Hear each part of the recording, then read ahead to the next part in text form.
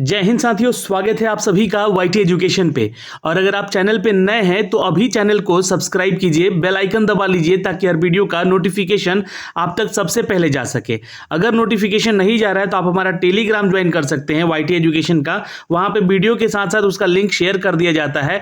और अगर आपके क्यूजेस छूटे हुए हैं, जैसे कि आज हमारा 8वां सेट है, अगर पिछले 7 सेट आपके छूटे हुए हैं तो हमने इसके लिए एक प्लेलिस्ट बना दिया है, आप वहाँ से इसको अटेंड कीजिए। डेली 100 क्वेश्चन लगाइए अपने सेट को और यहां से खुद को जज कीजिए कितना उत्तर आपसे सही हो रहा है। चलिए आज हमारा जो सेट नंबर 8 है उसको हम लोग कवर करते हैं। और आप लोग वाईटी एजुकेशन के टेलीग्राम ग्रुप पे भी ज्वाइन कीजिए। वहां पे रोज आपको क्यूजेस करवाए जा रहे हैं, टॉपिक वाइज टॉपिक दिया जा रहा है, आपको पढ़ के आना है, उसका क्यूज करना है। तो आप लोग वाईटी एजुकेशन का जो है वो टेलीग्राम जरूर ज्वाइन कर लीजिएगा। और जल्द ही होली के बाद हम लोग दूसरा पेड बैच भी शुरू करने वाले हैं, जहां पे आपको सब्जेक्ट वाइज और टॉपिक वाइज भी आपको दूसरा बैच शुरू किया जाएगा, जिसको कवर किया जाएगा बिहार दुर्गा का सिलेबस आपका। तो चलिए पहला प्रश्न पे चलते हैं दोस्तों, आंसर करने का प्रयास करेंगे। देखिए, भारतीय अंतर्राष्ट्रीय फिल्म महोत्सव 2019 में किसी विशेष स्वर्ण जयंती पुरस्कार से सम्मानित किया गया है। तो ये जो है स्वर्ण जयंती कब हुआ था, तो 20 से लेकर 28 नवंबर 2019 के दौरान कहाँ हुआ था, तो गोवा में हुआ था। तो दोनों चीज याद रखिएगा, ये डेट भी पूछ सकता है। गोवा में हुआ था और कब से कब तक हुआ था, तो 20 से लेकर 28 नवंबर, है ना, 28 नवंबर 2019 तक, है ना, 2019 में ये हुआ था, ये याद रखेंगे। और ये 50वां भारतीय फिल्म महोत्सव है, ठीक है, ये भी ध्यान रखिएगा। 50वां भारतीय अंतर्राष्ट्रीय फिल्म महोत्सव कहाँ पे, गोवा में हुआ, जिसके लिए रजनीकांत जी को यहाँ पे इसके लिए सम्मानित किया गया। तो डी उत्तर कर लीजिएगा। सवाल नंबर 2 पे चलते हैं। ऑस्ट्रेलिया क्रिकेट खिलाड़ी ने मानसिक अस्वस्थता के कारण खेलते अनिश्चितकालीन ब्रेक लेने की घोषणा की थी। तो ये कौन थे दोस्तों, याद रखेंगे, बिल्कुल आंसर कर लीजिएगा, ये ग्लेन मैक्सवेल थे। A is the correct answer, note कर सकते हैं। सवाल नंबर 3 पे चलते हैं। बड़ा हिमनद निम्नलिखित में से कौन है। तो देखिए यहाँ पे उत्तर कीजिएगा, सबसे बड़ा हिमनद क्षेत्रफल की दृष्टि से पूछेगा तो ये जो है आपका बड़ा हिमनद, आज हम लोगों ने आपके क्यूज में सुबह कवर किया है, झील और उससे रिलेटेड क्वेश्चन या फिर पर्वत श्रृंखला उससे रिलेटेड क्वेश्चन, तो उसका भी कल दूसरा पार्ट चलेगा, तो वहां से भी ये क्वेश्चन मैंने आपको करवाया था। तो देखिए कंचनजंगा जो है ना, ये 16 किलोमीटर के क्षेत्रफल को कवर करता है। केदारनाथ जो है ये आपको 14 किलोमीटर का जो है आपका क्षेत्रफल कवर करता है। गंगोत्री जो है ये आपको 25 किलोमीटर का कवर करता है। और रुंडन जो है, रुंडन या रुंडून कहते हैं इसको, तो ये भी 16 किलोमीटर होगा। तो यहाँ पे उत्तर हो जाएगा, सबसे अधिक पूछा है, एक्चुअली सबसे बड़ा पूछा है, तो 25 kilometre Gangotri, C is the correct answer. सवाल नंबर चलते हैं दोस्तों 4 पे। स्वामी सहजानंद का संबंध किससे था। स्वामी सहजानंद का संबंध किससे था। देखिए हर 2 सेकंड के बाद मैं आंसर दे दूंगा, तो 2 सेकंड के अंदर या 3 सेकंड के अंदर आपको आंसर कर लेना होगा। चलिए, स्वामी सहजानंद का संबंध बिहार के किसान आंदोलन से था। तो यहाँ पे बिहार का किसान आंदोलन कर लीजिएगा, सी उत्तर हो जाएगा। बिहार में किसान आंदोलन जो हुआ था, एक संगठित और निर्णायक मोड़ देने के लिए सहजानंद जी को यहाँ पे इसका श्रेय जाता है दोस्तों। अब ये सवाल उठेगा कि ये जो प्रयास था ये कब किया गया था, तो 1928 में ये प्रयास पहला किया गया, किसान सभा बनाकर, ठीक है। तो ये क्वेश्चन भी पूछता है एग्जाम में कि किसान सभा कब बनाया गया था, तो याद रखिएगा सन 1928 में बनाया गया था। वर्ष 1929 का बात होगा जब, है ना, तो प्रांतीय किसान सभा, तथा वर्ष 1936 में, है ना, ये प्रांतीय किसान सभा, याद रखिएगा ये सब कुछ क्वेश्चन पूछेगा एग्जाम में, है ना, प्रांतीय किसान सभा। और 1936 में अखिल भारतीय किसान सभा, ठीक है, अखिल भारतीय किसान सभा, इसको भी याद रखिएगा, की स्थापना की गई और ये लखनऊ में किया गया दोस्तों। और अखिल भारतीय किसान सभा के प्रथम अध्यक्ष बने स्वामी सहजानंद सरस्वती, तथा महासचिव थे एनजी रंगा। तो ये क्वेश्चन पूछ लेगा आप लोगों से, तो आपको आंसर करना होगा वहां पे, ओके। और हर प्रश्न का उत्तर देने से पहले थोड़ा सा आप लोग दिमाग में जरूर बिठा के रखिएगा कि वहां से रिलेट करके क्वेश्चन आपको पढ़ना है, समझ गए, तभी तो आप आंसर कर पाएंगे वहां पे। चलिए सवाल नंबर चलते हैं 5 पे दोस्तों। निम्नलिखित में से कौन सी राशि सदिश नहीं है। तो सदिश नहीं होगा तो अदिश होगा। सदिश राशि क्या होता है, देखिए वैसी राशियां जिसके व्यक्त करने के लिए दिशा हो, पहला चीज उसका दिशा होना चाहिए और दूसरा चीज उसका परिमाण होना चाहिए, है ना, रिजल्टेंट होना चाहिए। तो डायरेक्शन और रिजल्टेंट का होना जरूरी है, तो वो सदिश राशि होगा। ठीक है, तो आंसर यहाँ पे क्या कर लेंगे दोस्तों, सदिश राशि इनमें से कौन सा है, तो वेग, विस्थापन, बल, त्वरण, संवेग और आवेग, ये सब क्या है आपके सदिश राशियां हैं। और यहाँ पे क्वेश्चन में बोला गया है कि नहीं है, तो नहीं है, तो वेग है, विस्थापन भी है, बल भी है, त्वरण भी है, तो आयतन नहीं है। तो ये हमारा उत्तर यहाँ पे हो जाएगा जो कि नहीं है। ठीक है, ये एक अदिश राशि है, वैसी राशि जिसका व्यक्त करने के लिए परिमाण ही आवश्यकता है, दिशा की जरूरत नहीं पड़ती है, अदिश कहते हैं उसको। मनुष्य के लिए शोर की समय सीमा करीब करीब कितनी होती है? शोर यानी कि जो शोरगुल होता है ना, उसको सुनने की क्षमता कितनी होनी चाहिए, मतलब कितना डेसिबल तक शोर सुन सकते हैं हम लोग। तो याद रखिएगा 85 डेसिबल तक हम लोग शोर को सुन सकते हैं। ठीक, साधारण बातचीत की ध्वनि की अगर बात करेगा, क्वेश्चन पूछता है कि साधारण बातचीत की ध्वनि की तीव्रता हमें कितनी स्तर पर रखनी चाहिए, तो ये 30 से 40 डेसिबल तक जो है हम लोग सुन सकते हैं। उससे ऊपर बढ़ेगा तो वो चिल्लाना हो जाएगा। सोते हुए व्यक्ति को जगाने के लिए कितने डेसिबल आवाज में आपको बोलना होगा कि वो पर्याप्त है उसके लिए, तो वो कम से कम 50 डेसिबल तक। ठीक, यानी जोर से उसको बोल के जगाना होता है। सवाल नंबर चलते हैं दोस्तों 7 पे। कल्पक्कम के फास्ट ब्रीडर रिएक्टर निम्नलिखित में से कौन सा शीतलक का प्रयोग बनाया जाता है?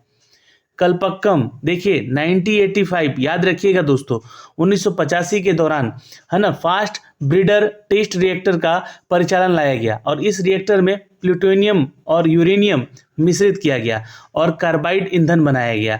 तो यहाँ पे हम लोग जो है सोडियम का उपयोग किए थे दोस्तों, याद रखेंगे, माफ करेंगे यहाँ पे, है ना। कल्पक्कम के लिए वर्ष 1985 में जो बना था ये रिएक्टर प्लूटोनियम और यूरेनियम का।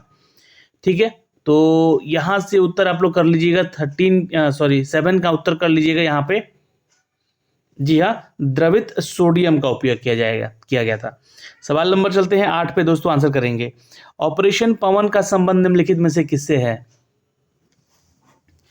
बहुत सही प्रश्नों पे आएंगे। अभी जितने भी छात्र हैं देख रहे वीडियो, प्लीज शेयर कीजिए एक बार।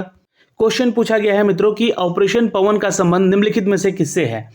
तो ऑपरेशन पवन, याद कीजिए, आप लोग को इससे रिलेटेड एक क्वेश्चन हमने करवाया था, जहां पे 1987 के दौरान में भारतीय शांति रक्षक सेना आईपीकेएफ है ना द्वारा भारत और श्रीलंका का समझौता किया गया, जिसमें कि लिट्टे ने, है ना, लिट्टे एक संस्था है जो कि नियंत्रण करने वाला है किसको, जाफना को, और ये ऑपरेशन उस समय चलाया गया जिसका नाम था पवन। याद रखेंगे 3 हफ्तों तक ये अभियान चला था। आईपीकेएफ ने जाफना को तो लिट्टे से मुक्त करा दिया, परंतु इसकी कीमत 214 भारतीय सैनिकों को जान गंवानी पड़ी उसमें। तो यहाँ पे दोस्तों याद रखिएगा, ये श्रीलंका के ज़माने में यह आईपीकेएफ के ऑपरेशन से चलाया गया था दोस्तों, पवन ऑपरेशन। ठीक है, याद रखेंगे। सवाल नंबर चलते हैं दोस्तों 9 पे, आंसर कर लेंगे। निम्नलिखित में से ब्राह्मण में कौन से अधिक पाए जाने वाला तत्व है? ब्राह्मण में एक्चुअली ब्रह्मांड है ये, सॉरी, है ना, ब्राह्मण नहीं है ये, ब्रह्मांड है। ठीक है, तो निम्नलिखित में से ब्रह्मांड में अधिक पाया जाने वाला जो तत्व है ये है आपका, जी हाँ, नोट कर सकते हैं, hydrogen. A is the correct answer. जी हाँ, महाविस्फोट के बाद जब ब्रह्मांड का निर्माण हुआ तब 70% से अधिक हाइड्रोजन और 25% यहाँ पे क्या था, हीलियम। ठीक है, और 75% से अधिक जो था यह आपका हाइड्रोजन था। ठीक है, 70% से अधिक, सॉरी माफ करेंगे, 70% से अधिक। तो अतः ब्रह्मांड में सर्वाधिक जो पाए जाने वाला तत्व है वो हाइड्रोजन ही है, और भूपर्पटी पर सर्वाधिक पाए जाने वाला जो तत्व है वो ऑक्सीजन है। तो भूपर्पटी पूछेगा तो ऑक्सीजन लगाइएगा।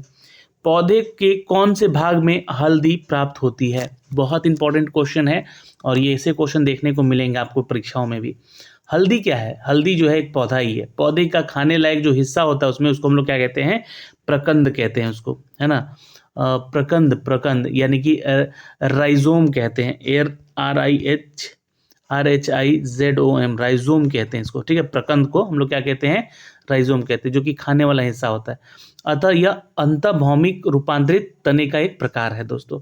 तो यहाँ से क्या कर लीजिएगा, क्वेश्चन नंबर 10 का यह एक तना है। D is the correct answer.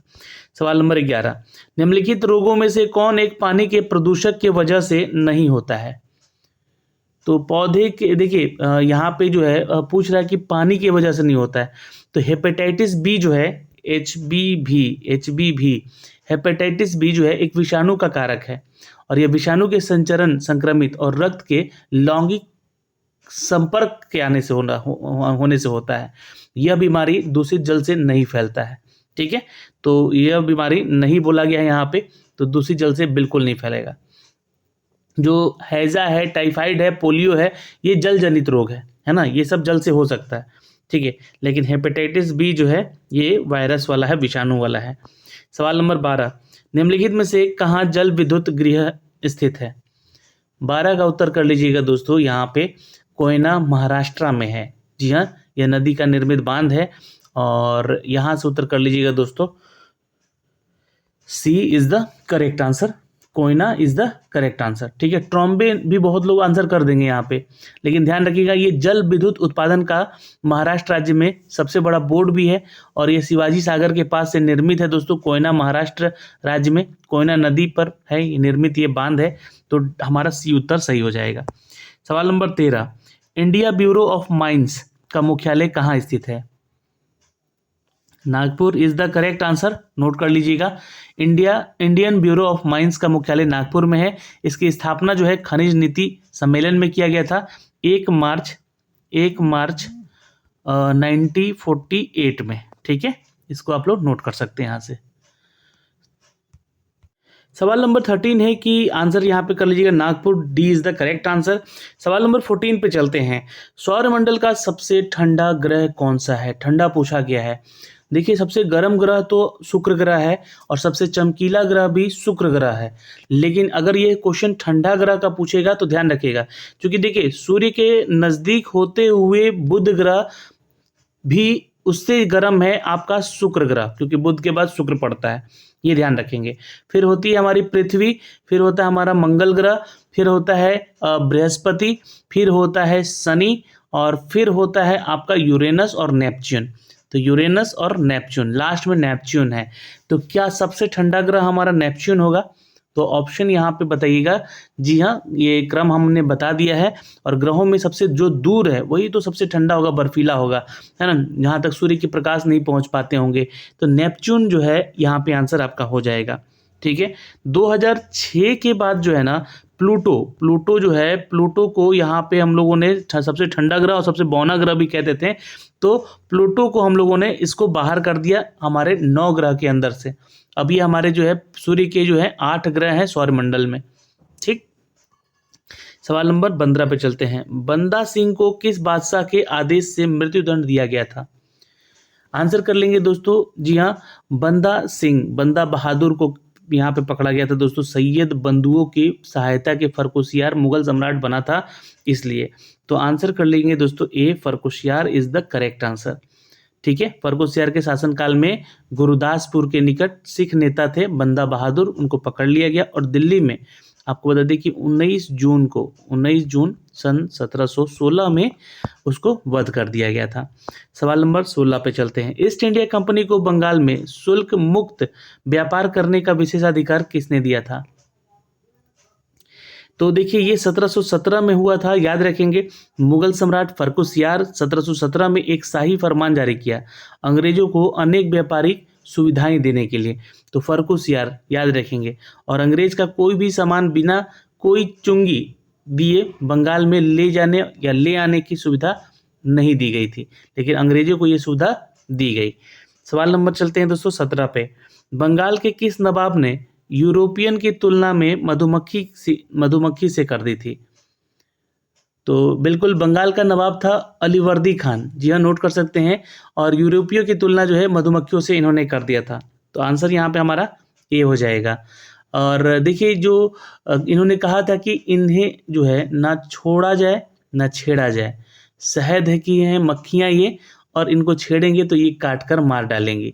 ये एक कॉम्प्लीमेंट दिया गया था। तो मीर जाफर सैयद अहमद नजवी का दूसरा बेटा बना और मीर जाफर ने बंगाल के नवाब के नेतृत्व में बंगाली सेना के कमांडर के रूप में भी कार्यभार संभाला था। तो आंसर कीजिएगा ए इज द करेक्ट आंसर। सवाल number 18, Vasco D gamma Calicut में किस वर्ष पहुंचा था? बिल्कुल आंसर करते रहिएगा, हर प्रश्न का जवाब देते रहिएगा। यहाँ पर क्वेश्चन नंबर 18 का उत्तर कीजिएगा दोस्तों, सन 1498। ए इज द करेक्ट आंसर। ये बहुत पुराना क्वेश्चन है, आ चुका है एग्जाम में। सल्तनत की राजधानी के रूप में आगरा की स्थापना किसने की? आगरा की नींव डालने का श्रेय देखो सिकंदर लोदी को जाता है और इसका निर्णय जो है, निर्णय का यही कारण बना था। और सुल्तान जो था इटावा, बयाना, कोल, ग्वालियर, धौलपुर, ये जागीरदारी वहाँ पे प्रभावशाली थी, तो इसके नियंत्रण अपना करना चाहता था वहाँ पे। तो यहाँ पे सिकंदर लोदी ही आंसर कर लीजिएगा, ए इज द करेक्ट आंसर। अब 1504 में सिकंदर शाह ने आगरा की नगर की नींव डाली थी। तो सिकंदर शाह, नॉट सिकंदर लोदी, ठीक। सिकंदर, देखिए यहाँ पे मैं बात फिर से बता दे रहा हूँ आपको कि आगरा की नींव जो है डालने का श्रेय सिकंदर लोदी को जाता है। तो क्वेश्चन वही है, स्थापना किसने किया है? तो सिकंदर लोदी कर लीजिएगा। लेकिन 1504 में, है ना, 1504 में सिकंदर शाह ने आगरा के नगर की नींव डाली और बहुत जल्दी वहाँ पर एक सुंदर नगर का निर्माण भी कर दिया गया था। तो ये मुगल कालीन इमारतों की जैसा ही था। तो वैसे तो आंसर यही कीजिएगा यहाँ पे। सवाल नंबर चलते हैं 20 पे दोस्तों। इलाहाबाद की संधि किन्होंने निष्पादित की थी? बिल्कुल, ये देखिए आपको बता दें कि इलाहाबाद की संधि जो है रॉबर्ट क्लाइव और सिराजुद्दौला शाह आलम द्वितीय के ये समय हुआ था दोस्तों। कब? 12 अगस्त 1765 में, ठीक है, ध्यान रखिएगा डेट। इलाहाबाद की संधि क्लाइव ने मुगल सम्राट शाह आलम के साथ की थी, जिसके तहत अंग्रेजों ने बंगाल, बिहार, उड़ीसा की दीवानी का अधिकार अपने हाथ में लिया। फिर 16 अगस्त 1765 को इलाहाबाद की एक अन्य संधि अवध के नवाब के साथ भी हुई। तो ये भी ध्यान रखिएगा, फिर 16 अगस्त को ही 1765 में ही, ठीक है, दूसरा संधि हुआ।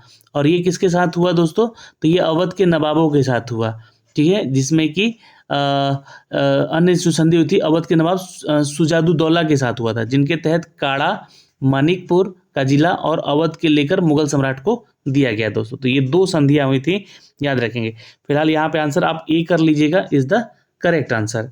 सवाल नंबर चलते हैं दोस्तों, यहाँ पे क्वेश्चन नंबर 21 पे आंसर करेंगे। राउरकेला इस्पात संयंत्र लौह अयस्क आपूर्ति होती है। देखिए राउरकेला कहाँ पे है? तो ये राउरकेला है जो दोस्तों आपका उड़ीसा में है। तो ये आंसर कर लीजिएगा मयूरभंज से। A is the correct answer. Rourkela इस्पात संयंत्र राउरकेला कोलकाता मुंबई रेल मार्ग पर उड़ीसा के सुंदरगढ़ जिले में स्थित है। इस कारखाने को जर्मनी की कंपनी के द्वारा बनाया गया था, क्रुप्स एंड डीमैग, है ना, क्रुप्स एंड डीमैग। ये थोड़ा सा लिख लीजिएगा, आप लोग कंपनी का नाम पूछा था एक बार शायद। और ये वर्ष 1959 में 1959 में, जी हाँ, उत्पादन के शुरुआत करने के लिए हम यहाँ पर मैग्नीज का, है ना, यहाँ पर शुरुआत करने के लिए मैग्नीज और चूने के पत्थर का भंडार भी निकट स्थित था, इसलिए इनको फायदा हो सका यहाँ पे। तो ए इज द करेक्ट आंसर। सवाल नंबर 22 पे चलते हैं। स्टेनलेस स्टील बनाने के लिए क्या प्रयोग किया जाता है? स्टेनलेस स्टील बनाने के लिए सामान्यतः क्रोमियम और निकेल का प्रयोग किया जाता है, और इन दोनों के लिए लौह धातु के मिलाकर यहाँ पे कुछ मात्रा में कार्बन डालकर और स्टेनलेस स्टील तैयार कर लिया जाता है। तो आंसर यहाँ पे कर लेंगे, B is the correct answer, note कर लेंगे यहाँ से दोस्तों। सवाल नंबर चलते हैं 23 पे। निम्नलिखित में से कौन सा महाद्वीप क्षेत्रफल के अनुसार सबसे बड़ा है? तो ये महादेश पूछा गया है, महाद्वीप पूछा गया है, दोनों ध्यान में रखिएगा। क्षेत्रफल की दृष्टि से देखिएगा तो अफ्रीका सबसे बड़ा है, B is the correct answer, note कर लेंगे। उसके बाद हम बात करेंगे उत्तरी अमेरिका का, ये दूसरे नंबर पे है, ये पहले नंबर पे है। फिर हम दक्षिणी अमेरिका की बात करेंगे, ये तीसरे नंबर पे है, ये भी ध्यान रखिएगा। फिर अंटार्कटिका जो है दोस्तों, अंटार्कटिक जो है चौथे नंबर पे है। फिर यूरोप जो है ये 5वें नंबर पे है। फिर ऑस्ट्रेलिया जो है ये 6ठे नंबर पे है दोस्तों, ठीक है। और ऑस्ट्रेलिया सबसे छोटा महाद्वीप है अगर द्वीपों की बात करें तो। अब ऑस्ट्रेलिया में देखिए, ऑस्ट्रेलिया के लिए आसपास जो है ना ऐसे द्वीप तो है, ऐसा नहीं है कि सिर्फ एक ही द्वीप है, ठीक है। यहाँ पे 3 द्वीप हैं जिसको मिला के पूरा ऑस्ट्रेलिया बनता है। लेकिन जब देश की बात होगी तो ऑस्ट्रेलिया जो है विश्व स्तर पे जो क्षेत्रफल की दृष्टि से देखिएगा तो एक बड़ा देश भी है दोस्तों, ठीक है। सवाल नंबर 24 पे चलते हैं। कौन सा देशांतर प्रधान यमयोत्तर के साथ मिलकर ग्लोब पर बृहद वृत्त का निर्माण करता है? तो आंसर कर लीजिएगा दोस्तों, यहाँ पे 180 डिग्री का निर्माण करता है। ठीक है, यह शून्य अंश जो है देशांतर रेखा होती है और इसके ठीक विपरीत 180 डिग्री देशांतर रेखा है, जो जिसे हम लोग अंतर्राष्ट्रीय तिथि रेखा के नाम से भी जानते हैं, इसका ठीक विपरीत। ठीक है, तो ये भी ध्यान रखिएगा। सवाल नंबर चलते हैं दोस्तों 25 पे आंसर करेंगे। संविधान सभा का पहला सत्र कब हुआ था? तो ये याद रखेंगे, संविधान सभा का पहला सत्र कब हुआ था, नीचे कमेंट सेक्शन में कमेंट कीजिए। 9 दिसंबर 1946, मैंने यह क्वेश्चन करवाया है आप लोगों को कल। ठीक है, जिसे सच्चिदानंद सिन्हा के अस्थायी अध्यक्ष रूप में चुना गया था और 11 दिसंबर, ये डेट भी लिखिएगा, 11 दिसंबर सन 1946। ठीक है, 11 दिसंबर 1946 को डॉक्टर राजेंद्र प्रसाद के स्थायी अध्यक्ष चुने गए फिर इसके लिए। ठीक है, और इसके लिए जो थे अस्थायी कौन थे, अस्थायी जो थे ये भी लिख लीजिएगा सब, है ना। अस्थायी जो थे वो सच्चिदानंद सिन्हा थे और स्थायी रूप से 11 दिसंबर को फिर डॉक्टर राजेंद्र प्रसाद को बना लिया गया। फिर इसी समय BN राव को संवैधानिक सलाहकार भी नियुक्त किया गया था। कब? 13 दिसंबर को। तो ये 3 डेट याद रखिएगा। सवाल नंबर 26, एक निर्वाचन संविधान द्वारा सभा द्वारा भारत के संविधान का निर्माण करने का प्रस्ताव किया गया था। तो ये कौन सा था दोस्तों? ये अमेंडमेंट था दोस्तों, याद रखेंगे, है ना। 1946 के दौरान जो है कैबिनेट मिशन योजना द्वारा सर्वप्रथम निर्वाचित संविधान सभा का गठन किया गया। 10 लाख से अधिक जनसंख्या पर एक प्रतिनिधि चुना जाएगा और उसका प्रावधान था ये। और संविधान सभा की कुल प्रस्तावित जो सदस्य थे वो 389 थे। तो यहाँ से आंसर कर लीजिएगा ब्रिटिश कैबिनेट, जी हाँ, ब्रिटिश कैबिनेट डेलीगेशन। ठीक है, तो आंसर यहाँ पे कर लेंगे, D is the correct answer. सवाल नंबर चलते हैं दोस्तों, यहाँ पे क्वेश्चन नंबर 27 पे आंसर करेंगे। निम्नलिखित संविधान संशोधन में से किसी एक द्वारा पहली बार संविधान में दल बदल विरोधी प्रावधान कब किया गया था? तो 52वां संविधान संशोधन था दोस्तों, याद रखेंगे, ए इज द करेक्ट आंसर।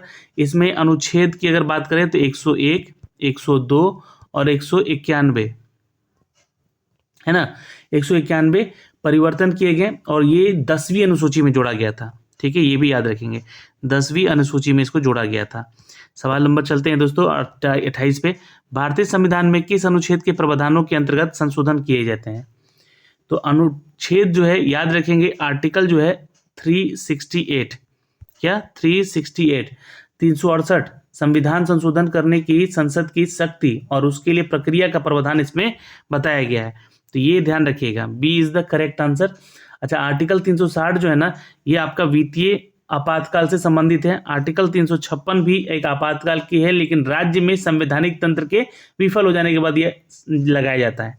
और आर्टिकल 352 जो था, ये राष्ट्रीय आपात की घोषणा का प्रावधान है इसमें। इसके अनुसार राष्ट्रपति को यह आभास हो जाता है कि गंभीर संकट विद्यमान है, युद्ध या फिर बाह्य आक्रमण जो है सशस्त्र विद्रोह के कारण भारत पे हो सकते हैं, इसलिए ये हम लोग आर्टिकल 352 लगा सकते हैं वहाँ पे। सवाल नंबर चलते हैं दोस्तों, यहाँ पे आंसर यहाँ पे बी कर लेंगे।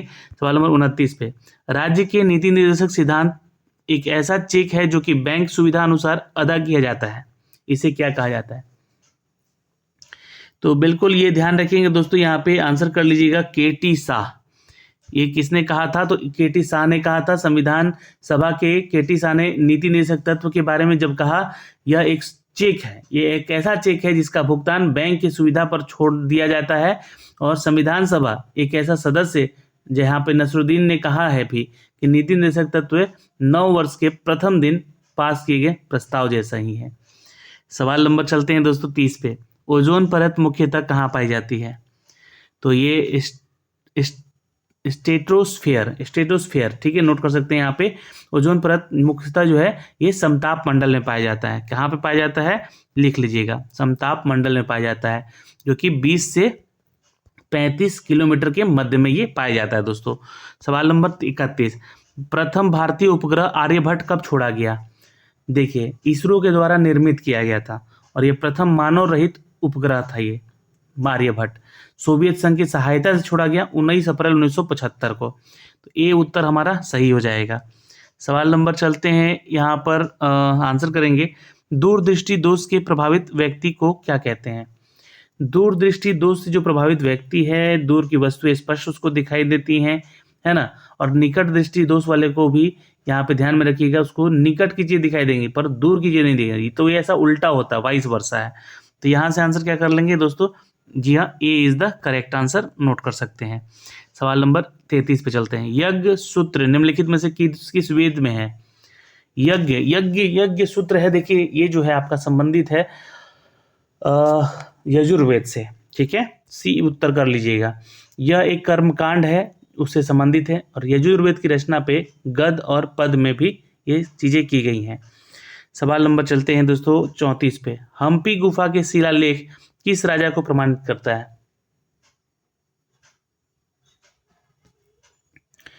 आंसर करेंगे 34 का यहाँ पे जी हाँ, Kharavela is the correct answer. D, Kharavela is the correct answer. Hampi गुफा अभिलेख खारवेल में प्रमाणित है, और खारवेल जो है कलिंग का राजा था दोस्तों। सवाल नंबर 35। राजस्थान में माउंट आबू पर दिलवाड़ा का जैन मंदिर किस अनुयायी द्वारा बनाया गया था? तो बिल्कुल याद रखेंगे, जैन धर्म के द्वारा ये बनाया गया था। जैन धर्म का अनुयायी थे। माउंट आबू में दिलवाड़ा मंदिर जो है वो उनके द्वारा बनवाया गया था। भीम प्रथम थे सामंत वहाँ के, ठीक है। सवाल नंबर चलते हैं दोस्तों यहाँ पे, क्वेश्चन नंबर नेक्स्ट सवाल नंबर है, किस मुस्लिम शासक ने सिक्कों पर देवी लक्ष्मी की आकृति बनवाई थी?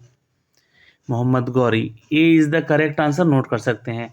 ये मुस्लिम शासक था जिसने सिक्कों पर देवी लक्ष्मी की आकृति बनवाई थी, और मोहम्मद गौरी गौर प्रदेश का शासक था। सवाल नंबर चलते हैं 37 पे।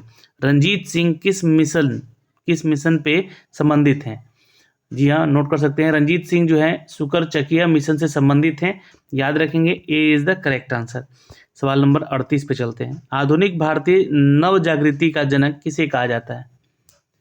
आधुनिक भारतीय नव जागृति का जनक राजा राममोहन राय को कहा गया था दोस्तों। तो यहाँ पे उत्तर हमारा डी हो जाएगा। और राजा राममोहन राय ने राजा की उपाधि जो है उनको मुगल बादशाह अकबर द्वितीय ने दिया था। तो ये क्वेश्चन भी पूछा गया था एक बार, है ना।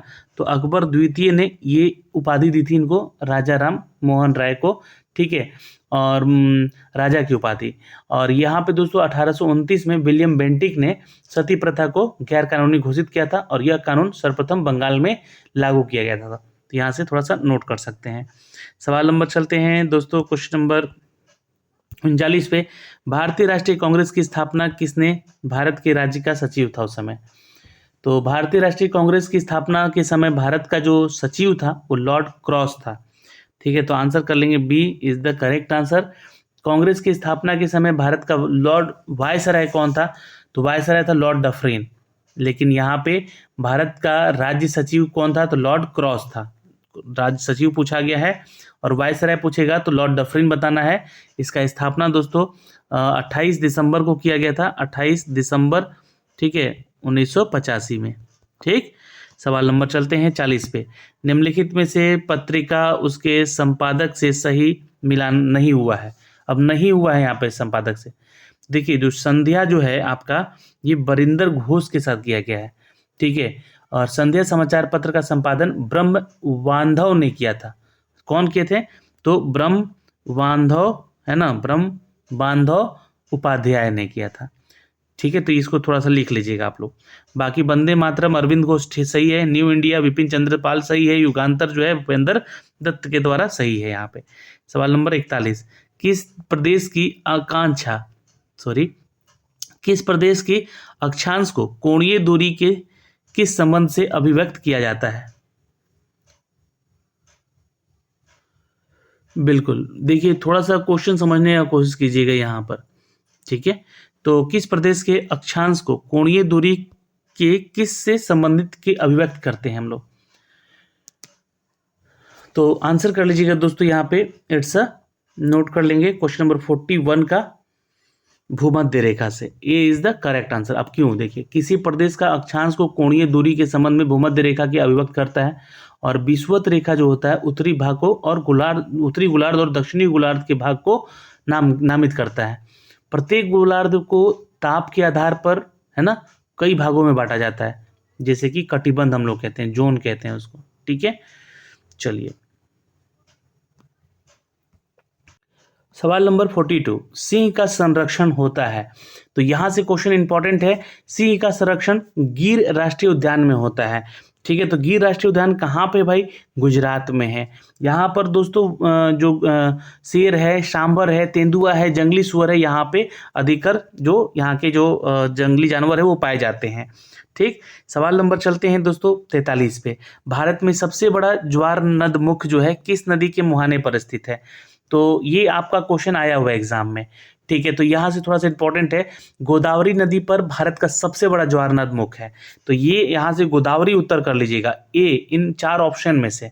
ठीक है, अगर हम बात करें ज्वार और भाटा का, तो जल की 2 क्रियाएं हैं। ज्वार जल के उठते तरंग को कहते हैं और भाटा जो है जल राशियों के गिरते हुए अवस्था को कहते हैं। ठीक है, तो जब भी ये उठ रहा है तो ज्वार है, और जब भी ये गिर रहा है तो भाटा है, इसलिए ज्वार भाटा। सवाल नंबर 44 पे चलते हैं। निम्नलिखित में से वह राज्य कौन सा है जिनकी अंतर्राष्ट्रीय सीमा तीनों देशों से मिलती है? तो ये आपको बता दें कि 3 देशों से मिलती है एक्चुअली। तो कौन सा राज्य है? तो अरुणाचल प्रदेश होगा। देखिए, एक तरफ तो चाइना ही है ही, भूटान भी है, म्यांमार भी है। तो ये 3 देशों से मिलता है, चाइना, भूटान और म्यांमार। CBM याद रखिएगा। सवाल नंबर चलते हैं दोस्तों 45 पे। निम्नलिखित में से कौन सा दुग्ध प्रोटीन है? दुग्ध प्रोटीन है। देखिए, बहुत इंपॉर्टेंट क्वेश्चन है ये, है ना। और आंसर कर लीजिएगा दोस्तों, कैसीन को कहते हैं हम लोग दूध का प्रोटीन। ठीक है, कैसीन को कहते हैं दूध का प्रोटीन। दूध का रंग उजला जो है कैसीन प्रोटीन के चलते ही होता है। और अगर पूछिएगा कि दूध का रंग पीला किसके चलते होता है, तो कैरोटीन के चलते होता है। तो ये ध्यान रखिएगा, है ना। कैरोटीन के चलते क्या होता है, तो ये दूध का रंग पीला हो जाता है। लेकिन कैसीन के चलते क्या होता है, ठीक है, कैसीन के चलते क्या होता है, ये दूध का रंग सफ़ेद रहता है। ओके, अब यहाँ से क्वेश्चन पूछेगा, है ना, कि लैक्टोजेन क्या होता है ना। तो लैक्टोजेन वो छोटी आंत में स्रावित होता है और लैक्टोजेन को ग्लूकोज और ग्लास्टोज में परिवर्तित कर देता है। तो ये उत्तर थोड़ा सही कर लीजिएगा। किस प्राणी में रुधिर नहीं होता है किंतु श्वसन वो करता है? मतलब उसके अंदर खून नहीं होता है लेकिन सांसें लेता है वो। तो हाइड्रा होता है ना, डी उत्तर कर लीजिएगा। हाइड्रा है, जो कि रुधिर इसके अंदर नहीं होता है लेकिन सांस ही लेता है ये। सवाल नंबर चलते हैं 47 पे। रुधिर में एंटी स्कंदन पदार्थ मिलाए जाते हैं खून में, है ना। आपको एंटी स्कंदन कहने का मतलब कि एंटी कोगुलेंट मिलाया जाता है पदार्थ के रूप में। तो ये है सोडियम ऑक्जेलेट को। ठीक है, सोडियम ऑक्जेलेट को हम लोग मिलाते हैं, और सोडियम ऑक्जेलेट बाह्य प्रतिस्कंदक पदार्थ है, ये भी ध्यान रखिएगा। शरीर के अंदर रक्त में जाकर ये हिपेरिन से और नामक प्रतिस्पंदन से पदार्थ पाए जाते हैं, जो कि थक्का जमाने में मदद भी करता है ये लोग। ठीक है, थक्का नहीं जमा पाता है एक्चुअली, तो इसमें मदद करता है उसकी। सवाल नंबर 48। प्रकाश संश्लेषण की क्रिया में क्या होता है? प्रकाश संश्लेषण क्रिया में ATP होता है ना। ATP का फुल फॉर्म मैंने आपको बताया भी था कल परसों वीडियो में। ठीक है, तो इसको कहते हैं दोस्तों एडिनोसिन ट्राईफॉस्फेट। एडिनोसिन ट्राईफॉस्फेट याद रखेंगे ATP का फुल फॉर्म, तो ये ध्यान में रखिएगा। प्रकाश संश्लेषण की क्रिया में ATP निर्माण करता है। प्रकाश संश्लेषण में सौर ऊर्जा को रासायनिक ऊर्जा के रूप में नियंत्रित करता है। तो ये थोड़ा सा आप लोग ध्यान में जरूर रखेंगे। तो आंसर ए हो जाएगा हमारा सही। सवाल नंबर चलते हैं 49। क्वासीक्योर किसकी कमी से होता है? ये क्वासीयोकर है ना, क्वासीयोकर है, जो कि एक प्रोटीन की कमी से होता है। ठीक है, तो आंसर कर लीजिएगा बी, प्रोटीन की कमी से होता है। ठीक है, अब यहाँ पे क्वेश्चन पूछेगा यहाँ से कि विटामिन B2 का रासायनिक नाम क्या है? तो विटामिन B2 का रासायनिक नाम क्या है? तो ये ध्यान रखिएगा, राइबोफ्लेविन कहते हैं। ठीक है, और मरास्मम नामक रोग प्रोटीन की कमी से होता है। तो ये आपको ध्यान में होना चाहिए, क्वासीक्योर भी किसकी कमी से होता है? तो प्रोटीन की कमी से होता है। सवाल नंबर 50 पे चलते हैं दोस्तों, आंसर कीजिएगा। बहुत इंपॉर्टेंट सारे क्वेश्चन है, हर सवाल का उत्तर यहाँ पे करते रहना है। तो लिखित में, है ना, निम्नलिखित में से किस जंतु में तंत्रिका तंत्र पाया जाता है लेकिन मस्तिष्क नहीं होता है? तो मैंने हाइड्रा का नाम लिया। हाइड्रा में खून भी नहीं होता लेकिन सांसें लेता है। हाइड्रा नामक जंतु जो है वो तंत्रिका तंत्र में पाया जाता है लेकिन मस्तिष्क उसमें नहीं होता है। तो यहाँ भी उत्तर हम लोग क्या कर लेंगे, B is the correct answer. Amoeba जो होता है ना, उसमें प्रोटिस्टा जगत का सदस्य है, और हाइड्रा जो है सिलेंट्रा है ना, सिलेंट्रा या फिर निडेरिया संघ कह लीजिए इसको। ठीक है, सवाल नंबर चलते हैं 51 पे दोस्तों। मनुष्य को रोटी चबाने पर मीठा क्यों लगता है? बिल्कुल, ये कार्बोहाइड्रेट शक्कर में परिवर्तित हो जाता है, इसलिए आंसर ए कर लीजिएगा। जी हाँ, मनुष्य को रोटी चबाने पर मीठा लगता है क्योंकि कार्बोहाइड्रेट शक्कर में परिवर्तित हो जाते हैं। चावल और गेहूं में कार्बोहाइड्रेट की प्रधानता होती है, ये भी ध्यान रखिएगा। सवाल नंबर चलते हैं 52 पे। निम्नलिखित में से कौन सम्मिलित है? ठीक, ये ध्यान रखेंगे, इनमें से कौन सम्मिलित है? तो एड्स जो है एक विषाणु है, ये आपको याद रखना है। ठीक है, एड्स जो है एक विषाणु है और प्लेग जो है वो जीवाणु है। प्रोटोजोआ लिखा गया है तो इसलिए गलत है। गंजापन जो है वो कवक के चलते होता है, ये जीवाणु कर दिया गया है। और मलेरिया जो है ये एक प्रोटोजोआ के कारण होता है, तो ये भी गलत कर दिया गया। तो मैचिंग गलत है, यहाँ पे बी उत्तर जो है सही होगा, जो कि सही सुमेलित है। सवाल नंबर चलते हैं 53 पे। निर्वाचन तंत्र के रूप में अनुपातिक प्रतिनिधित्व पद्धति से सुनिश्चित होता है। निर्वाचन तंत्र के रूप में अनुपातिक प्रतिनिधित्व पद्धति जो है अल्पसंख्यक प्रतिनिधित्व को सुनिश्चित करता है। तो आंसर यहाँ पे हम लोग डी कर लेंगे। सवाल नंबर चलते हैं 54 पे। निम्नलिखित में से कौन सा कथन सही नहीं है? नहीं बोला गया है तो ध्यान में रखिएगा, जब राष्ट्रपति के रूप में उपराष्ट्रपति कार्य करते हैं तो उपराष्ट्रपति का पद रिक्त रहता है। तो आंसर यहाँ पे कीजिएगा, ये 6 माह के अंदर चुनाव की अनिवार्यता है, यहाँ पे बात गलत है। ठीक है, तो 54 का उत्तर कर लीजिएगा दोस्तों यहाँ पे। ये तो कथन सही है। ठीक है, राज्यसभा का संचालन उपसभापति, ये भी सही है। राष्ट्रपति का कार्यकाल 6 वर्ष का होता है, ये यहाँ पे हो जाएगा गलत। देखिए यहाँ 5 साल का होता है, यहाँ पे 6 साल लिख दिया गया। ठीक है, और राष्ट्रपति के रिक्त पद जो है 6 माह के अंदर भर लिए जाते हैं, ये भी ध्यान में रखिएगा, ये पद खाली नहीं रखा जाता है। सवाल नंबर चलते हैं 55 पे दोस्तों, आंसर करेंगे। निम्नलिखित में से वह व्यक्ति कौन है जो कि अनुच्छेद 143 का अधीन किसी मामले में सलाहकारी राय के लिए भारत के उच्च न्यायालय में भेज सकता है? तो भारत के राष्ट्रपति होते हैं दोस्तों, याद रखेंगे। भारत का राष्ट्रपति जो है आर्टिकल 143 का उपयोग करेगा, उसके अंतर्गत सर्वोच्च न्यायालय यानी कि सुप्रीम कोर्ट से विशेष स्थिति में सलाह मांग सकता है। मतलब कोई भी अगर ऐसी परेशानियों में उलझन में फंस गए तो राष्ट्रपति को उच्चतम न्यायालय सलाह देने के लिए बाध्य नहीं होता है, और राष्ट्रपति उच्चतम न्यायालय की राय को मानने के लिए भी बाध्य नहीं होता है। ये अभी हाल के ही दिनों में आपको मामला देखने को मिला होगा, राम जन्मभूमि बाबरी मस्जिद को लेकर, है ना। उनके मामलों में राष्ट्रपति ने उच्चतम न्यायालय से विचार मांगा था। ठीक है, तो एक एग्जाम्पल भी आपके सामने आ ही गया है, तो इसको याद रखिएगा। आर्टिकल 143 याद रखिएगा। शासन की एकात्मक पद्धति का लाभ क्या है? तो आंसर कीजिएगा दोस्तों, शासन की एकात्मक पद्धति जो है ये है आपका दृढ़ राज्य। सी इज द करेक्ट आंसर। ये लाभ है, दृढ़ राज्य की स्थापना मिलती है। यहाँ पे शासन का व्यवस्था मुख्यतः 2 प्रकार का होता है, एक होता है एकात्मक और एक होता है संघात्मक। ठीक है, सवाल नंबर चलते हैं दोस्तों यहाँ पे 57 पे। केंद्रीय मंत्रिपरिषद के विरुद्ध अविश्वास प्रस्ताव कहाँ प्रस्तुत किया जा सकता है? केंद्रीय मंत्री के विरुद्ध अविश्वास प्रस्ताव केवल लोकसभा में प्रस्तुत किया जा सकता है। तो आंसर यहाँ पे तो हम बी कर लेंगे। और लोकसभा में बहुमत दल का नेता कौन होता है? तो प्रधानमंत्री होता है। और इस कारण से मंत्रिपरिषद जो भी होते हैं, मंत्री के जो जितने भी मंत्रियों का परिषद होता है, किसी मंत्री के विरोध में अविश्वास व्यक्त कर सकता है। ठीक है, तो ये ध्यान रखेंगे। सवाल नंबर चलते हैं 58 पे। निम्नलिखित में से कौन सही सुमेलित नहीं है? अब नहीं बोला गया है, थोड़ा ध्यान दीजिएगा। चलिए, तो यहाँ पे बोला गया है कि थर्मामीटर तापमान से संबंधित है, भाई सही है। बैरोमीटर जो कि दाब से वोल्ट मीटर लिख दिया गया है यार, बैरोमीटर यहाँ पे गलत हो गया ना। बैरोमीटर को हम लोग दाब से करते हैं, वोल्ट मीटर को वोल्टता से, है ना। वोल्ट मीटर को हम लोग किसे, तो वोल्टता से, और लैक्टोमीटर को दूध की शुद्धता से। ठीक है, और बैरोमीटर तो दाब हो जाएगा, दूरी। ये जो है आप लोग का बी और डी जो है यहाँ पे मैच गलत हो जाएगा यहाँ पे। ठीक है, तो ये थोड़ा सा आप लोग देख लीजिएगा यहाँ पे, है ना। बी और डी दोनों ही गलत है, तो यहाँ पे आंसर हम लोग कर लेंगे 2, यानी ऑप्शन दिया नहीं है वैसे तो, बट यहाँ पे बी और डी दोनों ही आपका सुमेलित गलत है। सवाल नंबर चलते हैं दोस्तों यहाँ पे 59 पे। आंसर करेंगे, ओके सॉरी आंसर करेंगे यहाँ पे वायु में प्रचकरी क्रिकेट बॉल के दोलन की व्याख्या की जा सकती थी। वायु में प्रचकरी क्रिकेट बॉल के दोलन की व्याख्या की जा सकती है। तो बिल्कुल यहाँ से ध्यान रखेंगे।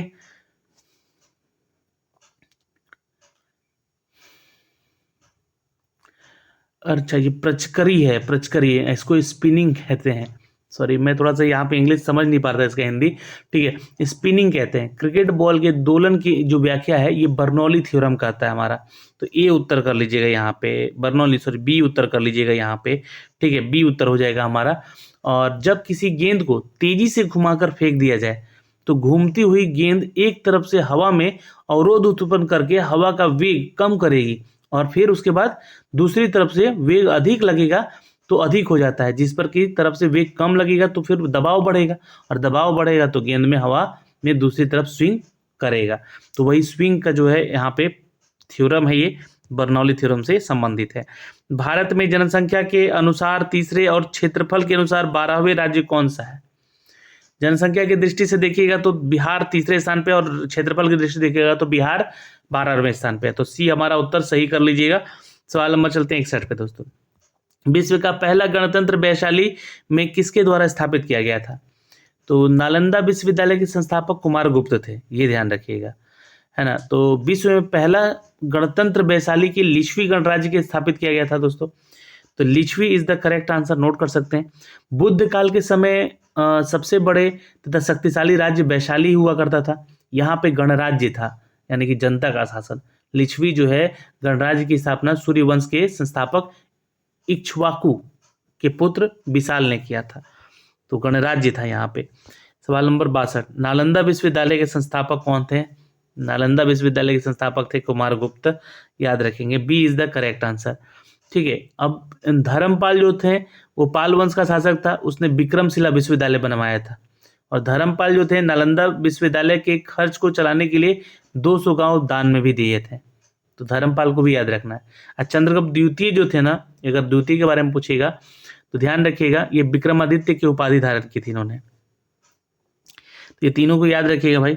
सवाल नंबर चलते हैं दोस्तों 63 पे। प्रतिरक्षी एंटीबॉडी नाम निम्नलिखित को दिया गया है। एंटीबॉडी, जी हाँ, रक्त में अगर निर्मित पदार्थ को हानिकारक जीवाणु के आक्रमण से बचाया जाना है तो इनको इनहिबिट करते हैं, जिसे हम लोग नष्ट करते हैं, और ऐसे पदार्थ को प्रतिरक्षी यानी कि एंटीबॉडी नाम दिया गया था। तो आंसर यहाँ पे हम लोग डी कर लेंगे।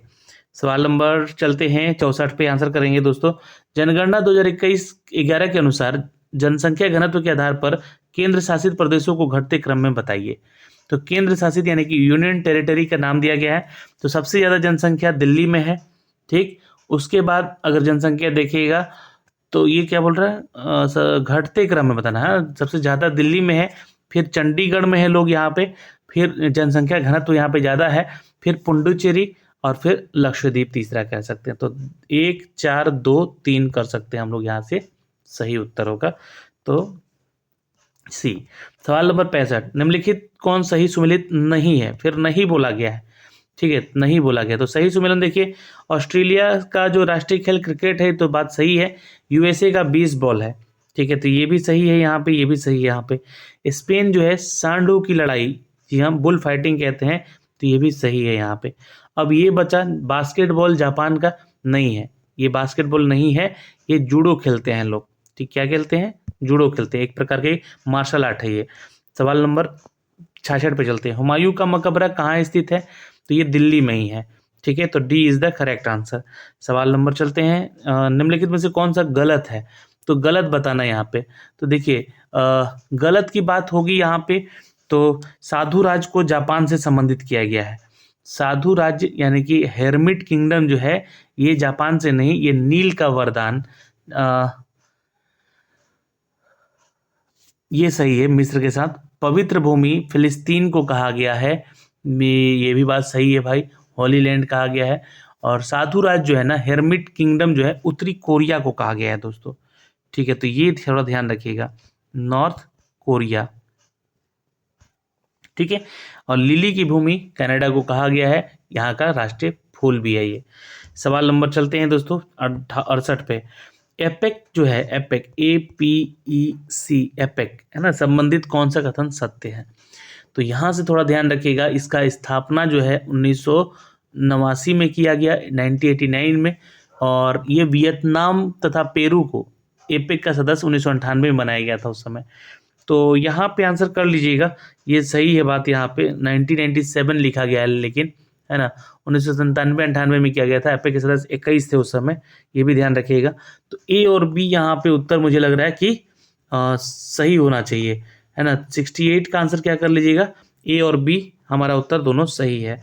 सवाल नंबर चलते हैं, सी थोड़ा गलत हो जाएगा, 98 होना चाहिए था यहाँ पे, इसलिए ये गलत हो जाएगा। तो ये सही है, ये सही है, और इसलिए ये आंसर होगा। सवाल नंबर चलते हैं 69 पे। निम्नलिखित में से कौन सुमेलित नहीं है, फिर नहीं बोला गया है, थोड़ा ध्यान दीजिएगा। तो भारत अच्छा ये क्वेश्चन दूसरा है थोड़ा सा, ठीक है। अब देखिए यहाँ पे बोला जा रहा है कि निम्नलिखित में से कौन सा सुमेलित सही नहीं है। तो पोलियो को ओपीवी से संबंधित किया गया, तो यहीं पे ये हमारा जो सुमेलन है वो गलत हो जाएगा दोस्तों, ठीक है। तो यहाँ पे आंसर कर लीजिएगा, सी इज द करेक्ट आंसर। सवाल नंबर चलते हैं दोस्तों यहाँ पे 70 पे। निम्नलिखित में से कौन सुमेलित है, महात्मा गांधी संबंधित हैं आपके हिंद स्वराज से, ठीक है। तो यहाँ पे ये गलत हो जाएगा, ये डॉक्टर राजेंद्र प्रसाद से लिख दिया गया है। Doctor Ram Manohar Lohia the wheel of history, तो ये भी गलत है। Maulana Azad Indian freedom, Indian means freedom, तो ये सही है। ये तीनों गलत है, ठीक है। डॉक्टर राजेंद्र प्रसाद जो है ना, ये इंडिया डिवाइडेड के पुस्तक के लेखक हैं। राम मनोहर लोहिया जो है द व्हील ऑफ हिस्ट्री के हैं। महात्मा गांधी हिंद स्वराज के लेखक हैं। तो ये ध्यान में रखिएगा, सिर्फ डी हमारा उत्तर सही है। सवाल नंबर, सेबी से क्या तात्पर्य है। सेबी का मुख्यालय मुंबई में है। सेबी जो है दोस्तों security exchange board of India, इसका फुल फॉर्म है। ये एक वित्तीय कंपनी है, ये नियंत्रित करता है हमारे वित्तीय संस्थाओं को, और ये securities and exchange board of India कहलाता है। तो यहाँ पे आंसर बी कर लीजिएगा, इसका फुल फॉर्म है ये। सवाल नंबर 72 पे, सरहुल नृत्य किस राज्य से संबंधित है। सरहुल नृत्य झारखंड से संबंधित है, सी उत्तर कर लीजिएगा यहाँ से। कुचिपुड़ी शास्त्रीय नृत्य आंध्र प्रदेश से संबंधित है। भरतनाट्यम तमिलनाडु से संबंधित है, तो ये ध्यान रखेंगे। सवाल नंबर चलते 73 पे। भारत में साहित्य के क्षेत्र में श्रेष्ठ प्रदर्शन के लिए निम्नलिखित में से कौन सा पुरस्कार प्रदान किया जाता है। बिल्कुल, भारतीय ज्ञानपीठ पुरस्कार, ध्यान रखेंगे, D is the correct answer. ये कब से दिया जा रहा है, 1965 से दिया जा रहा है, ठीक है। इसमें 7.5 लाख रुपए जो है इनाम राशि दिए जाते हैं।